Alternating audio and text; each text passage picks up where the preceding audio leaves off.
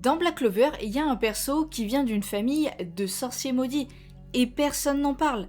Pour moi, Gordon est le gars le plus sous-estimé des taureaux noirs, et il mérite qu'on s'y attarde vraiment. Dans cette vidéo, on va décortiquer Gordon de A à Z, ses origines, sa famille, la malédiction qui tourne autour de sa famille depuis des générations, et pourquoi son pouvoir de magie des poisons est probablement l'un des plus sous-évalués du manga. Alors Gordon, au premier contact, c'est un grand gars pâle, discret, qui marmonne tout le temps dans son coin, et personne ne comprend vraiment ce qu'il dit. Asta le traite comme un ami proche depuis le début. Et ce qui est drôle, c'est que Gordon, lui, il parle tellement bas que les spectateurs ne comprennent pas. Et c'est là où Black Clover place son premier piège avec ce perso. On se dit que c'est juste un comique de service, un perso de fond. Alors on le zappe. On passe à Yuno, on passe à Noël, au capitaine, etc. Mais attends, parce que Gordon, c'est un membre des Taureaux Noirs. La même équipe qu'Asta. Et dans le manga, où Yami recrute uniquement des gens qui dépassent leurs limites, tu crois vraiment que Gordon est là par hasard? Eh bien non, parce que le truc avec Gordon, c'est que sa puissance, elle est pas dans son grimoire. Elle est dans son sang. Et ça change tout. Les Agrippa, c'est une famille de nobles, mais pas le genre de nobles qu'on voit dans le manoir du royaume. Non, là les Agrippa, c'est une famille qui est connue pour une seule chose depuis des générations, la magie des poisons et la recherche sur les malédictions. Le père de Gordon est l'un des rares mages du royaume qui a consacré toute sa vie à comprendre les malédictions. Pas pour les lancer, mais pour les défaire. Maintenant, pose-toi la question. Pourquoi une famille passerait des générations entières à étudier les malédictions de manière obsessionnelle? Eh bien parce qu'ils vivent avec une malédiction tout simplement. Ou plutôt, ils vivent sous une malédiction. Et là, on touche quelque chose que le manga révèle progressivement dans l'arc de Spade. La famille Agrippa a développé sa magie des poisons justement parce qu'ils ont été forcés de côtoyer ce que personne d'autre ne voulait toucher. Les substances interdites, les formules occultes, les maléfices anciens. Gordon, lui, il a grandi dans cet environnement. Son enfance, c'est pas des amis, c'est des grimoires sur les poisons, des rituels, et une maison que les gens du village évitaient. Tu vois le tableau un peu? Ça a été un gamin isolé, une famille stigmatisée, un pouvoir que tout le monde trouve effrayant. Et pourtant, il a rejoint les Taureaux Noirs, une équipe de rejetés.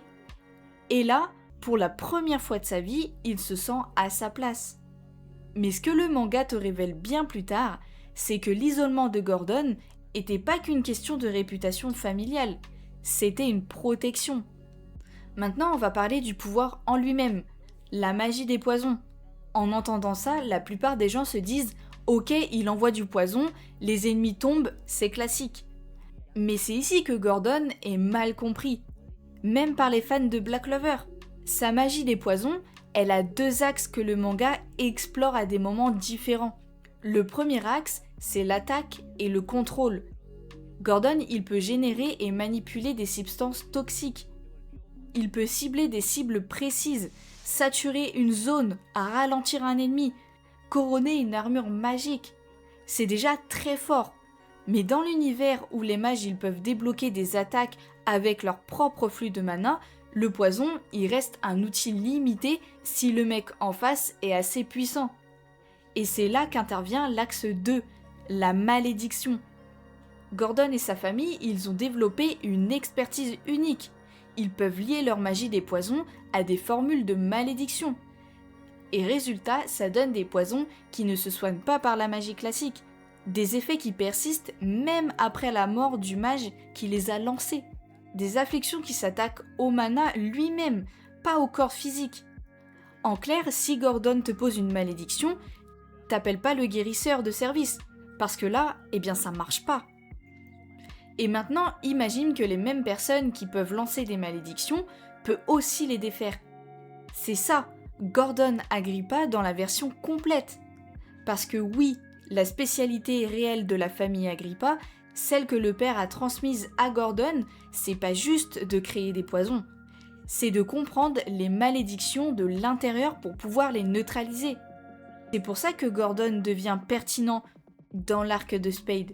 Parce que quand les malédictions de Medicula commencent à détruire les gens autour de Noël, qui t'appelle?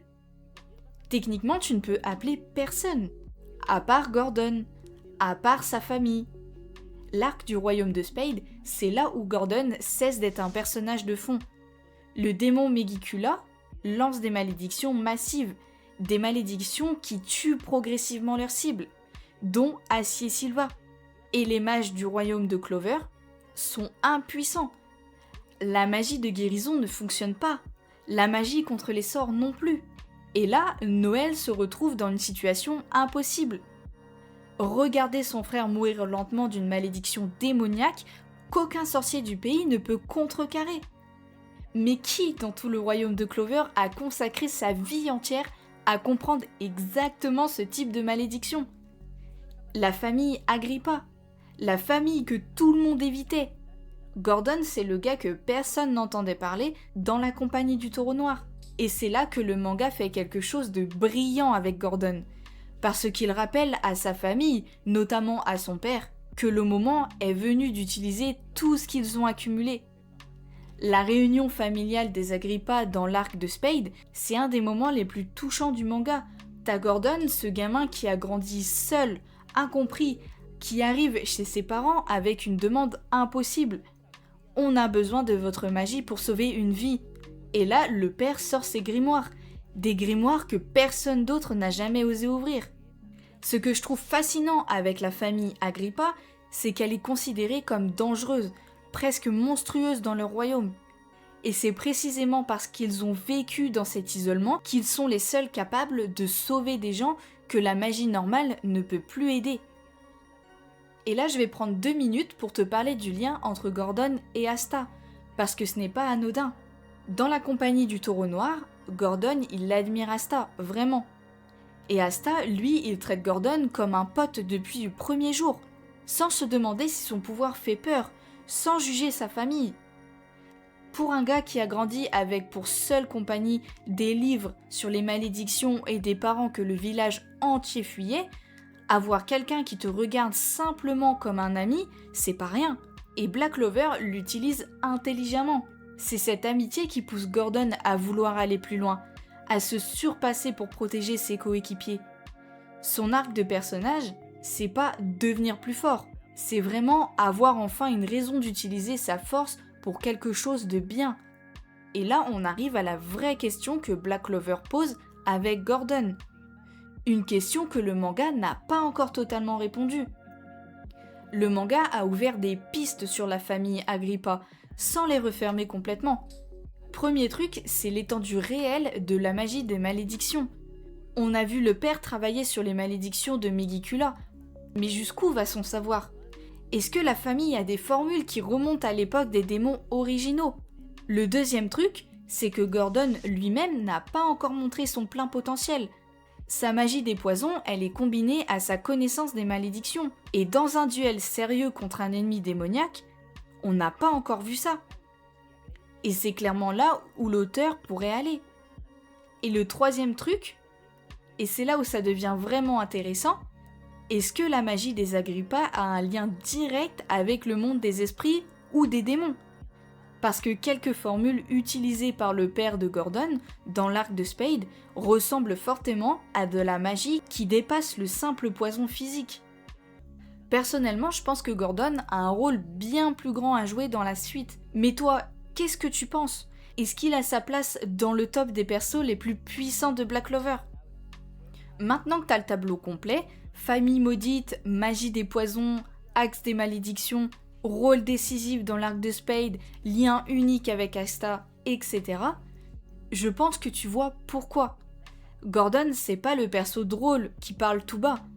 C'est le produit de générations d'isolement, de recherche sur ce que la magie normale refusait de toucher. Et dans l'univers de Black Clover, où les malédictions sont au cœur des arcs les plus sérieux, cette famille est une ressource narrative que l'auteur n'a pas encore fini d'exploiter. Alors dans cette vidéo, j'ai essayé de pas spoil le manga pour ceux qui ne l'ont pas vu. En tout cas, j'espère que la vidéo vous a plu et n'hésitez pas à vous abonner et pourquoi pas la liker, ça me ferait extrêmement plaisir.